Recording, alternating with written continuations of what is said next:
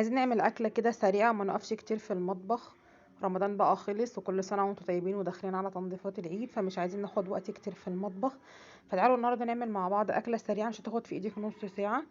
معانا هنا بصلايه كبيره، هنشوحها، ننزل عليها بملح وفلفل. هنفضل نشوح فيها كده لغايه ما تاخد تحميره كده خفيفه.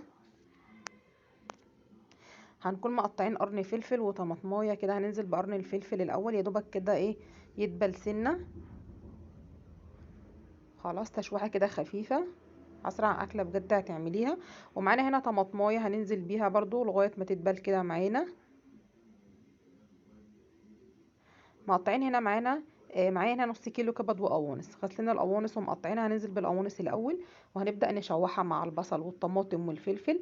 هنسيبها كده على النار لغايه ما تتشوح شويه وتبدا تاخد سوا، لان هي بتاخد سوا عن الكبده. خلاص كده، مجرد ما تاخد سوا كده هننزل بالكبده بتاعتنا.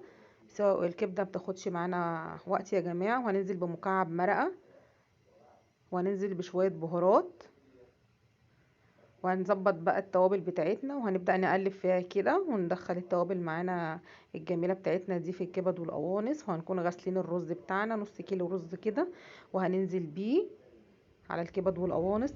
اسرع اكله بجد هتعمليها. انا عارفه ان احنا كلنا دلوقتي بننظف تنظيفات العيد، وكل سنه وانتم طيبين، ومفيش وقت نقف كتير، فعايزين اكله تنجز معانا ونلم الاكله كلها في حله واحده، فمفيش اسرع من كده. خلاص هنسيبها بقى كده على النار. خلاص هنظبط المية بتاعتنا كده ونغطي عليها كده لغاية ما تستوي معانا، ونكون كده خلصنا الفيديو بتاعنا. هتغرفي بقى كده كل واحد طبق، هنحمر جنبها بطاطس ونكون خلصنا الفيديو. يا رب يعجبكم.